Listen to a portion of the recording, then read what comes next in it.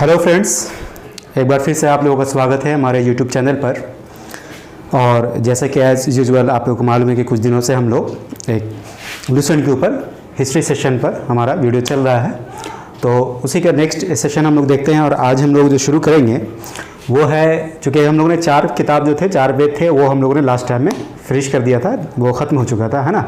मतलब कि ऋग्वेद, यजुर्वेद, सामवेद, अथर्ववेद, ये सारा हम लोगों का खत्म हो चुका था, है ना। अभी हम देखेंगे ब्राह्मण, आरण्यक और उपनिषद। देखिए, ज़्यादा कॉम्प्लिकेटेड नहीं करते, बस इतना समझ लीजिए कि this all are the part of the Vedas. ठीक है, ये वेद के ही क्या है कि हिस्सा हैं, उनके ही पार्ट हैं। ठीक है, तो इसलिए इसको ज़्यादा कुछ समझना नहीं है, जो कि आपको अगर वनडे एग्जामिनेशन में रहना है तो इसको बहुत ज़्यादा, है ना, अंदर नहीं जाएंगे। बस समझिए कि दैट इज, ये तीनों जो है वो पार्ट ऑफ द वेद है ना। इसमें क्या मिलता है जानकारी, इसमें क्या मिलता है, इसमें जो जानकारी हम लोगों को मिलती है वो है उत्तर वैदिक काल के जो समय था, उत्तर वैदिक कालीन समाज और संस्कृति का पता चलता है हमें। ठीक है, उत्तर वैदिक कालीन का अगर हम बात करेंगे तो इसका टाइम क्या होगा, तो इसका टाइम होगा हमारा 1000 BC से, है ना, 600 BC, है ना, ईसा पूर्व, मतलब 1000 ईसा पूर्व से 600 ईसा पूर्व के काल को हम लोग उत्तर वैदिक काल कहते हैं। और इस समय हमें क्या मिलता है, तो इस समय हमें जो जानकारी मिलती है, सीधा सा आपसे सवाल किया जाएगा, बताइए कि इस समय मतलब कि इन जो ब्राह्मण, आरण्यक या उपनिषद वगैरह हैं, तो इनसे हमें किस समय की जानकारी मिलती है। और एक तो समय पूछ दिया और दूसरा पूछ देगा कि हमें किस विषय पर जानकारी मिलती है। ठीक है, तो अगर विषय पूछेगा तो देखेंगे कि जो विषय है वो है समाज और क्या है, संस्कृति। आपको वहाँ पर दे देगा इतिहास के बारे में जानकारी मिलती है, राजनीति के बारे में जानकारी मिलता है, तो ऐसा नहीं। जैसे समाज में क्या था, समाज में क्या होता है, खान पान होता है ना, स्त्रियों की स्थिति क्या होती है, ये सब चीज़ें आपको क्या मिलेगा, समाज से संबंधित चीज़ मिलेंगी। संस्कृति में क्या होगा, संस्कृति का मतलब होता है कि जैसे विवाह वगैरह हुआ, है ना, तो विवाह जैसी संस्कृति थी कि नहीं थी, इसके बारे में आपको बताना पड़ेगा। ठीक है, उसके बाद देखेंगे कि तो ये क्या हो गया, 2 चीज़ हो गया आपका, एक तो हमको विवाह के मतलब समाज, और दूसरा संस्कृति के बारे में जानकारी मिलती है। तीसरा जो चीज़ यहाँ पर देखेंगे आगे में कि अब ब्राह्मण ग्रंथ जो है उसको हम लोग अब एक्सप्लेन करेंगे और देखेंगे कि ब्राह्मण ग्रंथ में हम वैदिक, इसको क्या कहते हैं कि अगर कोई पूछेगा बताइए ब्राह्मण ग्रंथ क्या होता है, ठीक है, तो बोलेंगे हम उसको सीधा सा बात बताएंगे कि वैदिक संहिताओं, वैदिक मतलब जो 4 किताब थे पीछे में पढ़ा था, वैदिक संहिताओं की व्याख्या, व्याख्या मतलब होता है एक्सप्लेनेशन। मतलब कि ये जो था, जो ब्राह्मण ग्रंथ हैं वो क्या कहते हैं कि जो वेद में जो चीज़ें लिखी हुई हैं वो काफ़ी कॉम्प्लिकेटेड होता है हमारे लिए, है ना, आम लोगों के समझ से बाहर होता है, तो उसको ईजी करने के लिए सरलीकरण, क्या लिखा हुआ है यहाँ पर, देखिए यहाँ पर मैंने लिखा है सरलीकरण। सरलीकरण को मतलब आप समझते हैं ना, क्या होता है, easy to know, easy to understand. ठीक है, तो वही क्या हुआ कि जो 4 वेद थे उनमें जो बातें कॉम्प्लिकेटेड थी, जो आम आदमी समझने में जिनको दिक्कत होता था, उन लोगों को समझने के लिए, उसको आसान बनाने के लिए किया गया था कि ब्राह्मण ग्रंथ बनाए गए थे। ठीक है, तो सीधा सा ये वाला पॉइंट भी आपका क्लियर हो गया। आगे देखेंगे कि प्रत्येक संहिताओं के लिए अलग अलग ब्राह्मण ग्रंथ बनाए गए थे, है ना। प्रत्येक संहिता के लिए, प्रत्येक संहिता का मतलब हो गया कि ऋग्वेद, क्योंकि आपको बताया था ना वेदों को संहिता भी कहा जाता था। ठीक है, तो यहाँ पर प्रत्येक संहिता का मतलब क्या हुआ कि जो ऋग्वेद है, तो ऋग्वेद के लिए भी क्या था कि 2 संहिता, 2 ब्राह्मण ग्रंथ हैं। ठीक है, ऋग्वेद के लिए 2 ब्राह्मण ग्रंथ हैं, एक का नाम था कौशितकी और दूसरा का नाम था ऐत्रेय। ठीक है, क्या बोलेंगे कि ऋग्वेद के लिए 2 ब्राह्मण ग्रंथ है, एक का नाम था कौशितकी और दूसरा था ऐत्रेय। ठीक है, इसमें था क्या, ऐत्रेय ब्राह्मण में क्या था वो देखेंगे, कौशितकी के बारे में नहीं देखेंगे, that is not much important to know, but Aitareya जो है वो हमें जानना जरूरी है कि ऐत्रेय में क्या था। ठीक है, तो ऐत्रेय में जो था वो था राज्याभिषेक के नियम। राज्याभिषेक क्या होता है, आपको मालूम है कि जब कोई राजा बनते थे पुराने ज़माने में, तो उनका क्या होता था, सम्मानपूर्वक जो है सो ताज वगैरह पहनाया जाता था। ठीक है, मुकुट वगैरह पहनाया जाता था। ठीक है, तो उसी को बोलते हैं राज्याभिषेक। तो उसके नियम होते हैं, जैसे आपने देखा होगा, बाहुबली मूवी देखा होगा, तो उसमें क्या हो रहा था कि भल्लाल देव को जब राजा बनाया जाता था तो कुछ, है ना, आपने बस वही सीन था आपके दिमाग में वो चल गया। आई होप सो कि आप सब लोगों ने देखा होगा बाहुबली।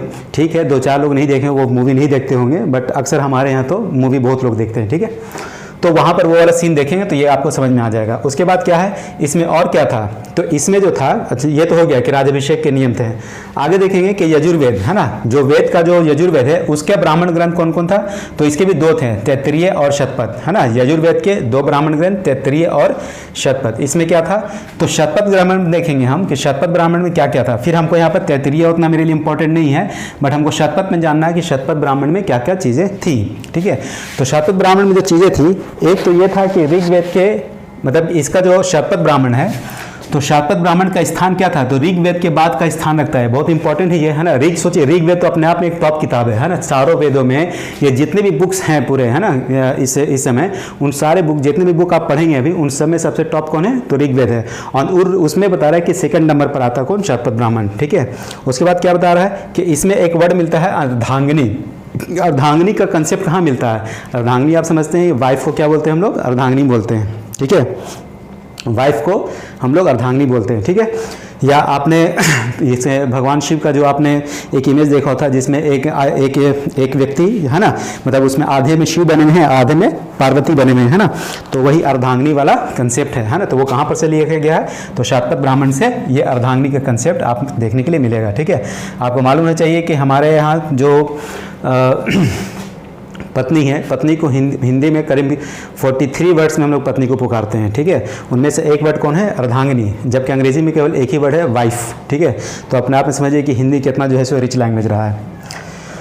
तो उसके बाद देखेंगे, आपको मालूम होगा अश्वमेघ यज्ञ के बारे में। अश्वमेघ यज्ञ एक ऐसा यज्ञ होता है कि जिसमें घोड़े को जो होता है क्या है कि जब राजा जो होते थे वो घोड़े को छोड़ देते थे, वो घोड़ा जितना दूर दौड़ कर जाता था उतना क्षेत्र राजा का हो जाया करता था। और अगर किसी को इस बात में विपत्ति है, आपत्ति है, तो वो क्या करे कि उस घोड़े को रोक दे। रोकने का मतलब है कि वो व्यक्ति जो घोड़ा रोकेगा और घोड़ा छोड़ने वाले से उसको युद्ध करना पड़ता है, ठीक है। तो इसी को बोलते हैं हम लोग अश्वमेघ यज्ञ बोलते हैं, ठीक है। तो इसके नियम दिए हुए थे। और आपको मालूम होगा कि अश्वमेघ यज्ञ किसने किया था, तो आपके जो है सो समुद्रगुप्त ने किया था, ठीक है। उसके बाद देखेंगे तो पता चल गया कि शाश्वत ब्राह्मण में क्या क्या है। तो शाश्वत ब्राह्मण में के बारे में कहा जाता है कि ये ऋग्वेद के बाद जो है सो शाश्वत ब्राह्मण का स्थान आता है। इसमें अर्धांगिनी का कंसेप्ट है और इसमें क्या है, अश्वमेघ के नियम दिए हुए हैं, ठीक है। उसके बाद देखेंगे कि अथर्ववेद के बारे में, है ना। चौथा जो है अथर्ववेद में एक है केवल गोपद ब्राह्मण, ठीक है, एक है केवल गोपद ब्राह्मण, ठीक है। चलिए इसमें देखेंगे कि ये जो ब्राह्मण ग्रंथ है इसमें किस समय के बारे में है। यहाँ पर आपको पूछ रहा है कि एक तो समय हमने आपको बताया कि 600 मतलब कि 1000 BC से लेकर के 1000 BC से लेकर के 600 BC के दौरान हमें जानकारी मिलती है। ये तो हो गया नंबर में टाइम हो गया। लेकिन कभी कभी कुछ व्यक्ति को भी क्या किया था, टाइम जो है सो दे दिया जाता है, ठीक है। अब ये कोई व्यक्ति है, कोई राजा है, कोई वंश है। तो देखिए यहाँ पर क्या है कि एक राजा परीक्षित है और एक राजा बिंबिसार है ना। तो राजा यही देखिए इसमें पढ़िए, परीक्षित के बाद और बिंबिसार के पहले की घटनाओं की जानकारी मिलती है ना। मतलब परीक्षित राजा के बाद और बिंबिसार के पहले की घटनाओं के बारे में हमें जानकारी मिलती है, ठीक है। तो एक तो ऐसे भी आपका टाइमलाइन आप बता सकते हैं। अगर हो सकता है कि ये वाला क्वेश्चन आम तरीके से पूछा जाता है। अगर कभी कभी क्या होता है कि ट्विस्ट करने के लिए लड़कन लोग से थोड़ा सा, है ना, जो स्टूडेंट्स होते हैं उन लोग से थोड़ा मजा लेने के लिए कमीशन वगैरह क्या करेगा कि थोड़ा सा क्वेश्चन बदल देगा, है ना। और वो क्या कर देगा कि ये वाला टाइम ना दे करके क्या कर देगा, आपको बिंबिसार वगैरह के बारे में पूछ देगा, ठीक है। आगे चलेंगे कि देखेंगे कि अरण्य के बारे में बातें हैं, ठीक है। 3 चीज़ हम लोगों को पढ़ना था। एक पढ़ना था ब्राह्मण, हम लोगों ने ब्राह्मण देख लिया। अब हम देखेंगे अरण्य के बारे में, ठीक है। तो जैसा कि देख रहे हैं यहाँ पर आरण्यक लिखा हुआ है। आरण्यक का मतलब होता है, आरण्य का मतलब होता है वन। आरण्य का मतलब क्या होता है, आरण्य का मतलब वन होता है, ठीक है। तो इसका जो निर्माण हुआ था, ये जो किताब की रचना हुई थी वो कहाँ हुई थी, तो वन में हुआ था, इसलिए इसका नाम है आरण्यक। और ये जो वनों में रहने वाले जो सन्यासी लोग होते थे उनके जीवनचर्या, उनके जीवन के नियम के बारे में जो है सो बताने के लिए इसको लिखा गया था, ठीक है। तो किसके बारे में इसमें मिलता है, तो इसमें भी वही कर्मकांड का डेफिनेशन मैंने पिछले वीडियो में बना करके बताया था आपको, एक बार देख लेंगे वहाँ पर। तो इसमें भी जो है सो कर्मकांड के दार्शनिक एवं प्रतीकात्मक अभिव्यक्ति के बारे में बताया गया, ठीक है। प्रतीकात्मक अभिव्यक्ति के मतलब कोई चिन्ह को बना करके, है ना, अपने जो होता है ना अपना उपासना, है ना। जैसे हम किसी चीज़ में बिलीव करते हैं तो हम क्या करें, जैसे आप भगवान श्री कृष्ण में अगर बिलीव करते हैं तो श्री कृष्ण की मूर्ति एक सिंबल हुआ और उसके क्या कर रहे हैं, आप अभिव्यक्ति करते हैं अपने घर में। यानी कि कोई व्यक्ति आपके घर में आएगा तो भगवान श्री कृष्ण को मूर्ति को देख कर समझ जाएगा कि आप जो है सो वैष्णव धर्म से बिलोंग करने वाले व्यक्ति हैं। और कोई व्यक्ति अगर शिव भगवान के अगर बिलीव करने वाले होंगे तो वो क्या करेंगे कि भगवान शिव की मूर्ति या लिंग अपने घर में लिंग पूजा अगर वो करते होंगे या उसका जो सिंबल है ना स्टैचू रखे होंगे, तो कोई भी व्यक्ति अगर घर में आएगा तो उसे ये पूछने की जरूरत नहीं है कि आप किस संप्रदाय से बिलोंग करते हैं। वो लिंग को देखेगा, समझ जाएगा कि ये जो व्यक्ति है वो शैव धर्म से या शैव संप्रदाय से बिलोंग करता है। तो ये हुआ प्रतीकात्मक रूप से अपनी अभिव्यक्ति करना। अभिव्यक्ति का मतलब होता है एक्सप्रेस, अंग्रेजी में बोलते हैं, और उसका मतलब होता है दिखाना, है ना। बिना मुंह को बंद किए शब्द को बिना बोले हुए अपनी चीज़ों को बता देना, ठीक है। तो इसको बोलते हैं, है ना। जैसे अभी मैं YouTube पर आपको जो ये सारे बता रहा हूँ तो ये भी क्या है कि अभिव्यक्ति के माध्यम में मैं अपने नॉलेज को, अपने जानकारी को, है ना, आप तक पहुँचा रहा हूँ, तो ये भी मेरी अभिव्यक्ति है। उसके बाद देखेंगे उपनिषद के बारे में, ठीक है। तो उपनिषद के बारे में क्या कहा जाता है कि ये भी जैसे कि मैंने बताया थोड़ी देर पहले, ये भी क्या था कि वेदों को सरलीकरण का एक तरह से माध्यम था, है ना। ये उपनिषद का असल में मतलब होता है आओ पास पास बैठ जाओ। शाब्दिक अर्थ क्या होता है उपनिषद का मतलब आओ पास पास बैठ जाओ, है ना, और फिर मेरी बातों को सुनो, है ना। पास में क्यों बैठाएंगे, कुछ बात ही तो बताना होगा ना, तो वही चीज़ होता है। इसकी संख्या कितनी है, तो संख्या 108 है, जैसा कि आप यहाँ पर देख रहे हैं। इसकी व्याख्या, है ना, व्याख्या इसमें किस चीज़ की दी हुई, तो इसमें शरीर का, आत्मा का, ब्रह्मांड का, ये सब चीज़ के बारे में बताया गया है। शरीर नश्वर होता है ना, सुना है कि नहीं आपने। शरीर जो होता है वो क्या होता है, शरीर नश्वर होता है, आत्मा अनश्वर होता है ना। बाकी ये सब ब्रह्मांड वगैरह आप लोग जानते हैं। उसके बाद है क्या है कि एक सबसे इम्पॉर्टेंट चीज़ आपको बताते हैं कि एक इसमें उपनिषद का एक हिस्सा है जिसका नाम है जबालोपनिषद, है ना। क्या नाम है इसका, जबालोपनिषद। जबालोपनिषद असल में ऐसा कॉम्प्लिकेटेड नाम होता है कि थोड़ा सा दिक्कत हो जाता है, ठीक है। तो इसको याद रखेंगे, जबालोपनिषद, है ना। आसान है, ऐसे कोई दिक्कत नहीं। कभी कभी थोड़ा सा भी वीडियो बनाने के दौरान क्या होता है, कभी हड़बड़ी थोड़ा सा हो जाता है, इस वजह से भी टंग स्लिप कर जाता है ना। तो क्या बोले, जबालोपनिषद, है ना। तो जबालोपनिषद में क्या बताया, आश्रम व्यवस्था के बारे में बताया गया। आश्रम व्यवस्था क्या होता है, आश्रम व्यवस्था मतलब ये होता था कि इसमें 4 समय जो है बताया गया है। 4 तरह के आश्रम होते थे। कितने तरह का आश्रम होते थे, तो 4 तरह के आश्रम के बारे में बताया गया है ना। 4 प्रकार के आश्रम, है ना। वो 4 प्रकार के आश्रम हुआ करते थे, है ना। वो कौन कौन सा आश्रम हुआ करते थे, तो एक होता था आपका ब्रह्मचर्य आश्रम होता था। क्या होता था, ब्रह्मचर्य आश्रम। दूसरा होता था आपका गृहस्थ आश्रम, है ना। दूसरा होता था गृहस्थ आश्रम। तीसरा जो होता था वो होता था आपका सन्यासी आश्रम, है ना, सन्यासी आश्रम। और चौथा जो होता था वो वनवास आश्रम होता था, ठीक है, वनवास आश्रम, ठीक है। तो 4 प्रकार के आश्रम होते थे और सभी जो है वो 25-25 वर्षों में बटा हुआ था, है ना। 25-25 वर्षों में बटा हुआ था। यानी कि देखिए एक जो व्यक्ति है, मैं थोड़ा सा इधर इरेज कर ले रहा हूँ, ठीक है, इधर आपको समझा देते हैं।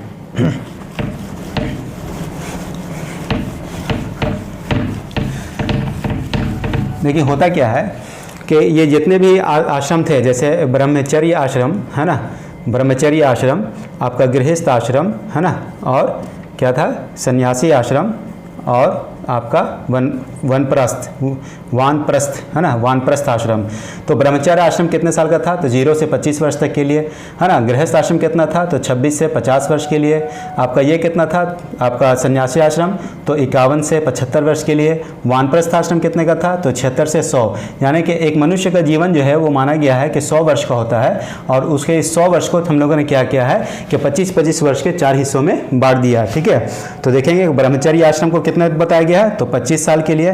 उसके बाद गृहस्थ आश्रम, गृहस्थ आश्रम का मतलब क्या होता है, पहले ब्रह्मचर्य समझ लीजिए। ब्रह्मचर्य आश्रम में ये होता है कि व्यक्ति जो है सो कहाँ जाएगा, तो आश्रम में जा करके अपने पढ़ाई करेगा, शिक्षा दीक्षा हासिल करेगा, है ना। और 25 साल तक वो यही करेगा, शिक्षा हासिल करेगा। उसके बाद उसकी विवाह होगी, शादी होगा। शादी होने के बाद वो अपने बाल बच्चों के साथ रहेगा। और उसके बाद क्या होगा कि 50 साल के बाद वो अपने घर को छोड़ देगा, लाइक गौतम बुद्ध, है ना। और उसके बाद वो सन्यासी बन जाएगा। सन्यासी बनने के बाद गाँव वगैरह में भिक्षाटन करेगा। और उसके बाद फिर वो क्या करेगा, वानप्रस्थ यानी कि फिर वन में जा करके गाँव भी छोड़ देगा और जंगल में जा करके सन्यासी बन करके अपना आगे का जीवन चलाएगा, ठीक है। तो ये था किसके बारे में, मैंने बताया जबालोपनिषद में आश्रम व्यवस्था। इसको वेदांत भी कहते हैं, है ना। वेदांत का मतलब होता है वेदों का अंत, मतलब कि ये सबसे लास्ट में है, मतलब कि वेद का अब अंत होने वाला है, ये ऐसा मतलब कि उसकी लास्ट व्याख्या जो है ये, इसका मतलब ये होता है ना। वेदांत मतलब वेदों का अंत, the last stage of the Veda about explanation के मामले में अब ये लास्ट है। उसके बाद समय क्या है, उपनिषद के लिखने का समय क्या है, तो ये 800 BC से लेकर के 500 BC के दौरान, यानी कि 800 ईसा पूर्व से लेकर के 500 ईसा पूर्व के दौरान इसको लिखा गया था, ठीक है। इसमें क्या है दर्शन, तो आपको मालूम होगा कि इसके जो दर्शन थे वही भगवद गीता में लिखा गया है, ठीक है। भगवद गीता आप लोग अच्छे जानते हैं, आपके घर में भी भगवद गीता होगा, तो इसके दर्शन भगवद गीता में, है ना, डाले गए हैं। एक सबसे इंपॉर्टेंट जो वर्ड आप जानते हैं, जो हमारा राष्ट्रीय वाक्य है, जिसको हम लोग बोलते हैं सत्यमेव जयते, है ना। आपने मूवी भी देखा होगा सत्यमेव जयते, जॉन अब्राहम, है ना। तो सत्यमेव जयते जो है यहाँ का उपनिषद का एक हिस्सा है। देखिए अभी एक उपनिषद, मतलब कि उपनिषद भी कई खंड में बटे हुए हैं, जैसे आपको 108 संख्या बताया ना, वैसे ही। तो उसमें जबालोपनिषद में आपने आश्रम व्यवस्था पढ़ा, और ये सत्यमेव जयते किस में था, तो मुंडकोपनिषद में था। किस में था, तो मुंडकोपनिषद में था, ठीक है। तो ये सारी बातें हुई आज। तो देखेंगे कि आज आपने क्या पढ़ा, 3 पुस्तक और पढ़ा है ना, वेद के अलावा भी, वो है ब्राह्मण, आरण्यक और उपनिषद। इसमें एक चीज़ कुछ और बचा हुआ था कि नहीं, ठीक है, तो इसी तरह से तो ये आपका हो गया समाप्त। बाकी फिर जो भी आगे हम लोग देखेंगे। तो इसी के साथ सभा समाप्त करते हैं। धन्यवाद।